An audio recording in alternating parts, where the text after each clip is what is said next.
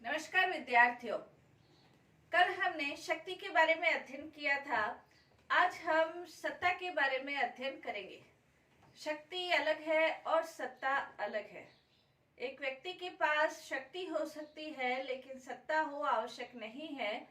अगर कोई व्यक्ति शक्ति का प्रयोग करता है और उसके पास सत्ता नहीं है तो वो अधिक समय तक नहीं रह सकती है। और जहाँ सत्ता है कोई जरूरी नहीं है कि उसके पास शक्ति भी हो। शक्ति और सत्ता दोनों को पर्याय के रूप में समझा जाता है, लेकिन वास्तव में शक्ति अलग है और सत्ता अलग है। जैसे वर्स्टेड के शब्दों में हम कह सकते हैं कि सत्ता शक्ति के प्रयोग का संस्थागत अधिकार है। सत्ता स्वयं शक्ति नहीं है। शक्ति के प्रयोग का संस्थागत अधिकार जब प्राप्त हो जाता है तो उसे सत्ता कहा जाता है। सत्ता के अंतर्गत यदि हम देखें, किसी भी राजनीतिक व्यवस्था के अंतर्गत सत्ता वैसे ही है जैसे शरीर के अंतर्गत आत्मा होती है। जैसे आत्मा के बिना शरीर निष्क्रिय हो जाता है, वैसे ही किसी भी प्रकार की राजनीतिक व्यवस्था के अंतर्गत, औपचारिक संगठन के अंतर्गत, अनौपचारिक संगठन के अंतर्गत सत्ता के बिना वो संगठन, वो व्यवस्था निष्क्रिय हो जाती है। सत्ता की अपनी एक महत्वपूर्ण भूमिका है। सत्ता के आधार पर ही किसी भी प्रकार का जो राजनीतिक संगठन है वो निर्णय ले सकता है, समन्वय कर सकता है, आदेश दे सकता है। और इसके अलावा जो व्यवस्था है वो सत्ता के आधार पर ही स्थापित हो सकती है। समन्वय करने के लिए, निर्णय करने के लिए, अनुशासित करने के लिए, नियंत्रित करने के लिए सत्ता की आवश्यकता होती है। तो सत्ता किसी भी राजनीतिक व्यवस्था के अंतर्गत, संगठन के अंतर्गत, औपचारिक संगठन के अंतर्गत सत्ता अपनी एक महत्वपूर्ण भूमिका निभाती है। यानी कि किसी भी व्यक्ति के पास शक्ति है और उस शक्ति का प्रयोग करने का यदि उसे वैधानिक अधिकार प्राप्त हो जाता है, संस्थागत अधिकार प्राप्त हो जाता है, तो वो सत्ता के अंतर्गत आता है। सत्ता की कुछ परिभाषाएं यदि हम देखें तो जैसे वार्स्टाड ने ये कहा है, सत्ता शक्ति के प्रयोग का संस्थागत अधिकार है, स्वयं शक्ति नहीं है। दूसरा, हेनरी फॉयल के शब्दों में हम कह सकते हैं, सत्ता आदेश देने का अधिकार और आदेश पालन करवाने की शक्ति है। यानी कि हेनरी फॉयल ये कहते हैं, सत्ता आदेश देने का अधिकार है और आदेश का पालन करवाने की शक्ति ये सत्ता है। थियो हेमन के शब्दों में हम ये कह सकते हैं कि सत्ता एक ऐसी वैधानिक शक्ति है जिसके माध्यम से सत्ताधारी आदेश देता है और जो अधीनस्थ है उन्हें उन आदेशों का पालन करवाने की बाध्यकारी शक्ति भी उसके पास होती है। और यदि ये अधीनस्थ उसके आदेशों का पालन नहीं करते हैं तो उन्हें कार्यों से पृथक करने की शक्ति भी उसके पास रहती है। तो ये थियो हेमन कहते हैं कि वो उसके आदेशों को, उसे कार्यों से पृथक भी कर सकता है। इन सभी जो सत्ता की परिभाषाएं हमने देखी, ये सभी सत्ता की परिभाषाएं आदेश देने तक सीमित है। तो क्या सत्ता सिर्फ आदेश देने का अधिकार है? क्या उच्च अधिकारियों के द्वारा अधीनस्थों को आदेश देना ही सत्ता कहलाता है या सत्ता इसके अलावा भी है? तो इसके अंतर्गत दूसरा सिद्धांत ये है, ये तो सत्ता का एक पक्ष हुआ। सत्ता का दूसरा पक्ष ये है कि सत्ता आदेश तो देती है, लेकिन जो अधीनस्थ है वो आदेशों का पालन क्यों करते हैं? अधीनस्थ आदेशों का पालन इसलिए करते हैं क्योंकि वो उन्हें स्वीकार करते हैं। क्या स्वीकार करते हैं? कि जो अधिकारी है उन्हें आदेश देने का औपचारिक अधिकार या आदेश देने का अधिकार है।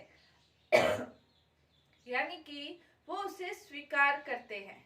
तो स्वीकृति का जो सिद्धांत है वो सत्ता का दूसरा पक्ष है। जो अधिकारी है वो आदेश देते हैं और जो अधीनस्थ है वो उसे स्वीकार करते हैं। तो ये सत्ता की पूर्ण परिभाषा बनती है। अधिकारियों के द्वारा आदेश दिया गया और जो अधीनस्थ है उसे स्वीकार करके उस आदेशों के अनुरूप कार्य किया गया या अपने व्यवहार को नियंत्रित किया गया, ये सत्ता का स्वीकृति सिद्धांत कहलाता है। तो सत्ता यूनेस्को के अनुसार हम कह सकते हैं सत्ता वह शक्ति है जो स्वीकृत है, सम्मानित है, ज्ञात है एवं औचित्यपूर्ण होती है। सत्ता क्या है? जो स्वीकृत है, जिसे अधीनस्थ ने स्वीकार किया है, सम्मानित है, जो अधिकारी है उसके प्रति एक सम्मान की भावना है, जो ज्ञात है कि किसके पास सत्ता है, औचित्यपूर्ण है कि यही व्यक्ति सत्ता का प्रयोग करता है। तो यूनेस्को ये परिभाषा देते हैं। सत्ता का जो स्वीकृति सिद्धांत है उसके अंतर्गत जैसे हेनरी फॉलेट है, चेस्टर बर्नार्ड है, हर्बर्ट साइमन है, ये सत्ता के स्वीकृति सिद्धांत, बर्नार्ड, साइमन सत्ता के स्वीकृति सिद्धांत के समर्थक विद्वान माने जा सकते हैं।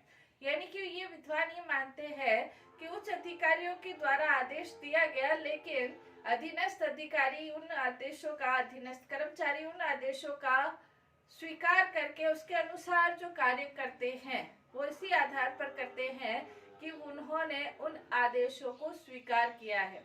स्वीकार करने के कई आधार हो सकते हैं। तो इस आधार पर हम कह सकते हैं कि सत्ता के दो पक्ष है। सत्ता के दो पक्ष है। पहला पक्ष आदेश देने की क्षमता के आधार पर और दूसरा सहमति सिद्धांत।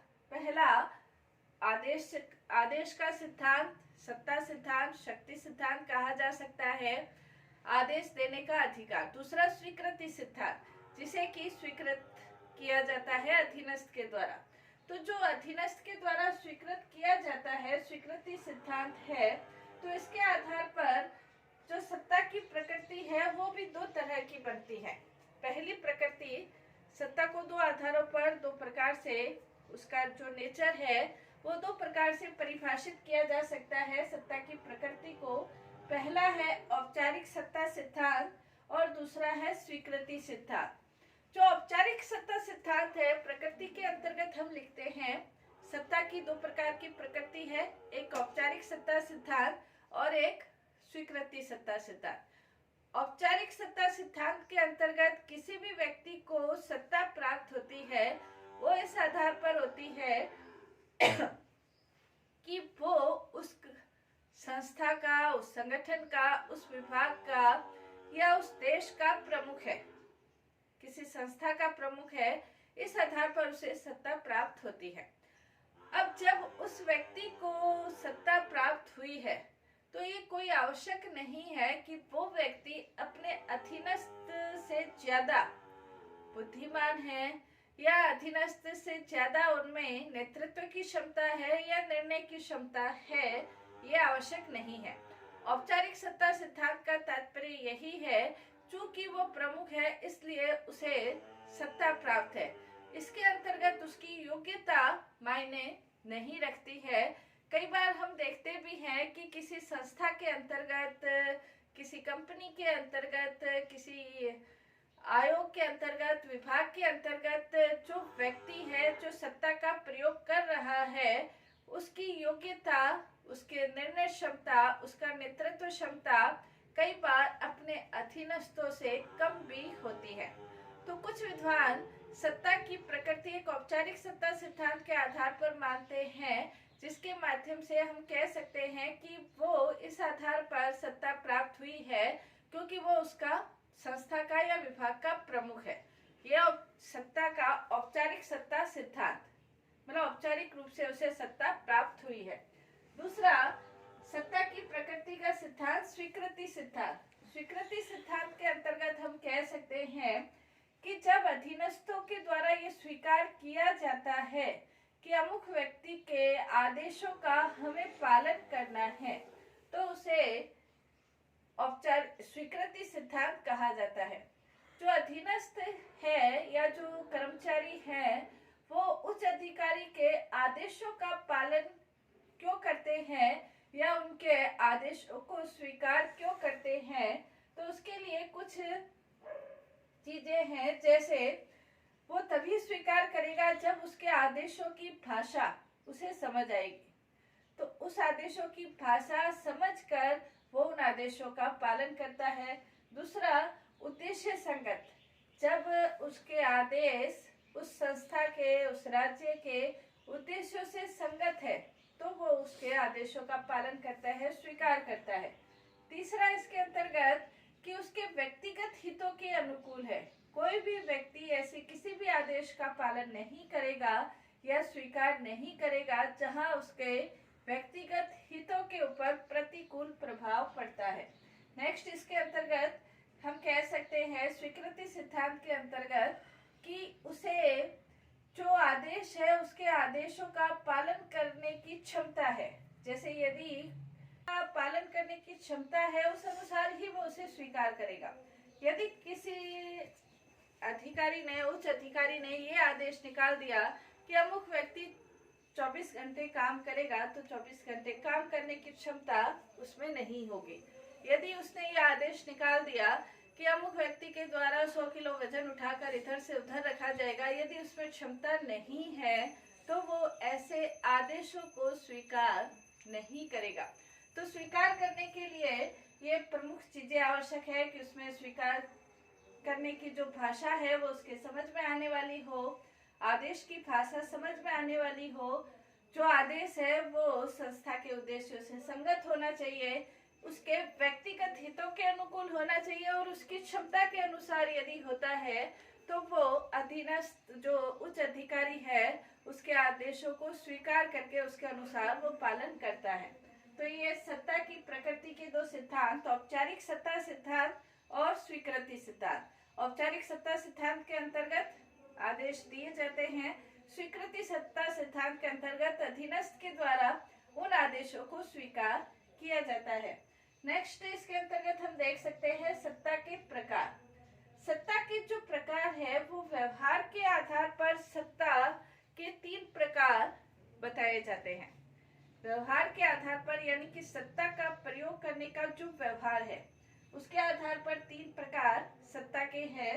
पहला है रेखीय सत्ता सिद्धांत, दूसरा है स्टाफ सत्ता सिद्धांत, रेखीय सत्ता सिद्धांत, स्टाफ सत्ता सिद्धांत, और तीसरा है क्रियात्मक सत्ता सिद्धांत। रेखीय सत्ता सिद्धांत एक लंबवत रूप में चलता है, यानी कि जो आदेश है वो एक प्रमुख व्यक्ति के द्वारा दिए जाते हैं और वही निर्णय लेगा और उसके आधार पर ये सत्ता धीरे धीरे नीचे के अधिकारियों में चलेगी। यानी कि रेखा के आधार पर यह सत्ता सिद्धांत होता है और इसके अंतर्गत प्रमुख रूप से जो निर्णय लेगा वो एक व्यक्ति विशेष के द्वारा निर्णय लिया जाएगा। स्टाफ सत्ता सिद्धांत है, इसके अंतर्गत एक व्यक्ति विशेष सत्ता के आधार पर निर्णय नहीं लेगा, बल्कि इसके अंतर्गत स्टाफ के सदस्यों का भी परामर्श लिया जाता है, उनसे सलाह ली जाती है और उसके आधार पर कार्य किया जाता है। रेखीय सिद्धांत के अंतर्गत उच्च अधिकारी और अधीनस्थ का संबंध होता है, लेकिन स्टाफ सत्ता सिद्धांत के अंतर्गत अधीनस्थ अधिकारी का संबंध नहीं होता, बल्कि सहयोगी का संबंध होता है। सहयोगात्मक रूप से कार्य किया जाता है।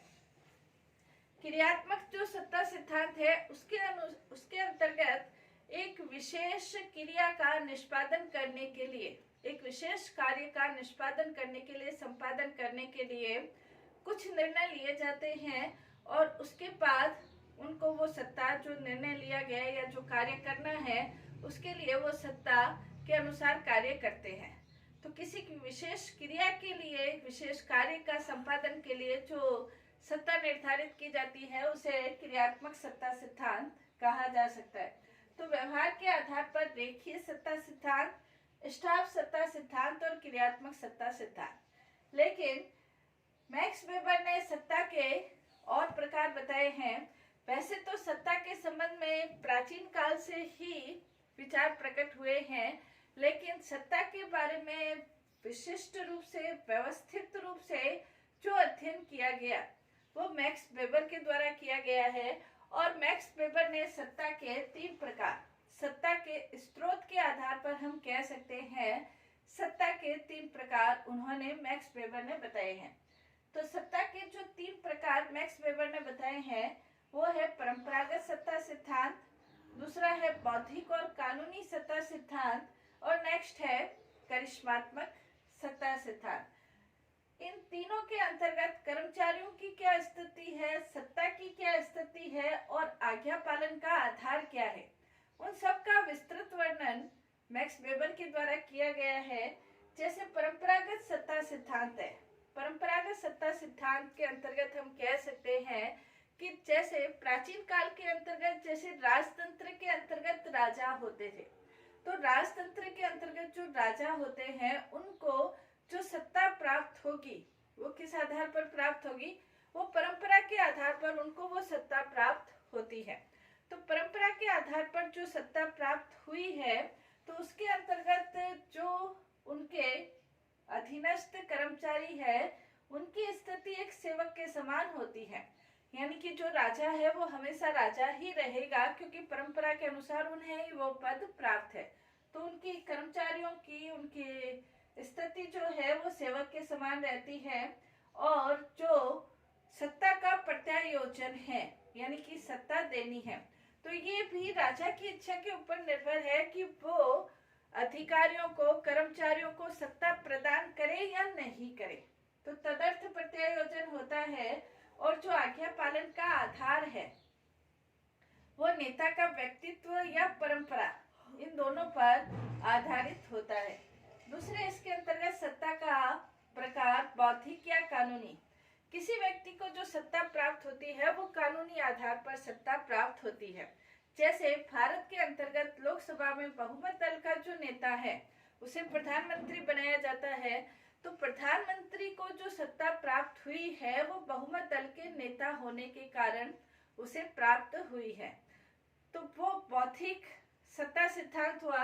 इसके अंतर्गत जो कर्मचारी है या जो अधीनस्थ है उसकी स्थिति सेवक के समान नहीं रहती, बल्कि उनकी जो स्थिति है वो ब्यूरो या विभाग के रूप में होती है। यानी कि लोकसभा के बहुमत दल का नेता है तो लोकसभा के अंतर्गत जो प्रतिनिधि है उनकी स्थिति सेवक के समान नहीं बल्कि एक विभाग या ब्यूरो के रूप में ही है।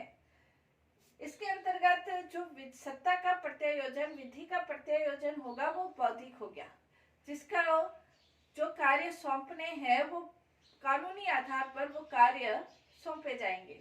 और इसके अंतर्गत आज्ञा पालन का आधार कानूनी होगा, विधि सम्मत होगा।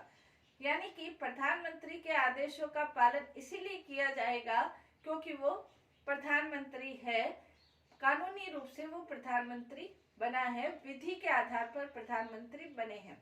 तो ये सत्ता का कानूनी रूप है। तीसरा करिश्मात्मक सत्ता का नेक्स्ट जो स्वरूप है, प्रकार है, वो करिश्मात्मक।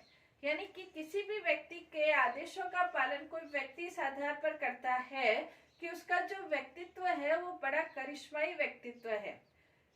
करिश्माई व्यक्तित्व होने के कारण जो कर्मचारियों की स्थिति है वो सेवक के समान रहती है, क्योंकि व्यक्ति अपना किसी भी अधिकारी से या कोई करिश्माई व्यक्तित्व से प्रभावित होकर व्यक्ति उसके प्रति अपना सब कुछ समर्पित करने के लिए तैयार रहता है, तो उसकी स्थिति सेवक के समान होती है। इसके अंतर्गत सत्ता का कोई प्रत्यायोजन नहीं रहता, क्योंकि व्यक्ति उस किसी व्यक्ति विशेष के करिश्माई व्यक्तित्व से प्रभावित होते हैं, तो करिश्माई व्यक्तित्व का प्रत्यायोजन यानी कि दिया नहीं जा सकता है। तो यहाँ पर सत्ता का कोई प्रत्यायोजन यानी कि सत्ता प्रदान नहीं की जा सकती है। इसके अंतर्गत जो आज्ञा पालन का आधार होता है, उस व्यक्ति की आज्ञा का पालन क्यों किया जाता है, तो ये नेचुरल है कि उसकी आज्ञा का पालन उसके व्यक्तित्व के करिश्माई व्यक्तित्व से प्रभावित होकर या उसका जो आदर्शात्मक व्यक्तित्व है उससे प्रभावित होकर ही उसकी आज्ञा का पालन किया जाता है। इसके अंतर्गत मैक्स वेबर ये कहते हैं कि जो कानूनी और बौद्धिक जो सत्ता सिद्धांत है वो कह सकते हैं कि वो भंजनशील या वो खत्म हो सकता है, या उसके अंतर्गत कुछ ऐसी स्थितियां उत्पन्न हो सकती है जो कि सत्ता के ऊपर ग्रहण लगा सकती है या सत्ता को खत्म कर सकती है। तो इस स्थिति को दूर करने के लिए कानूनी सत्ता सिद्धांत के अंतर्गत ही परंपरा सत्ता सिद्धांत और करिश्माई सत्ता सिद्धांत, इन दोनों को मिलाने की कोशिश की जाती है ताकि कानूनी जो सत्ता सिद्धांत है वो बिना किसी बाधा के सही रूप से अपना कार्य संपादित कर सके। तो कानूनी और बौद्धिक सत्ता सिद्धांत में परंपरावादी तत्वों और करिश्माई तत्वों को सम्मिलित करके सत्ता सिद्धांत के अनुसार कार्य किया जाता है। तो ये मैक्स वेबर सत्ता सिद्धांत के 3 प्रकार बताते हैं। इसके अलावा भी सत्ता के और भी प्रकार है, जैसे क्षेत्रीयता के आधार पर स्थानीय हो सकती है, राष्ट्रीय हो सकती है, अंतर्राष्ट्रीय सत्ता सिद्धांत हो सकता है, संवैधानिक सत्ता सिद्धांत, संविधान के अनुसार सत्ता प्राप्त होती है या अनौपचारिक रूप से सत्ता प्राप्त होती है सरकार के अंगों के आधार पर, कार्यपालिका सत्ता सिद्धांत, व्यवस्थापिका सत्ता सिद्धांत, न्यायपालिका का संख्यात्मक आधार पर एकल सत्ता सिद्धांत, बहुल सत्ता सिद्धांत, निगमनात्मक सत्ता सिद्धांत, आयोग सत्ता सिद्धांत, मंडलात्मक सत्ता सिद्धांत, इस आधार पर सत्ता के विभिन्न प्रकार हैं। तो ये सत्ता सिद्धांत क्या है, उसका अर्थ क्या है, उसके प्रकार क्या है, उसके बारे में अध्ययन किया। नेक्स्ट क्लास में सत्ता का पालन क्यों किया जाता है, उसके अंतर्गत क्या सीमाएं हैं, उसके बारे में हम अध्ययन करेंगे। धन्यवाद।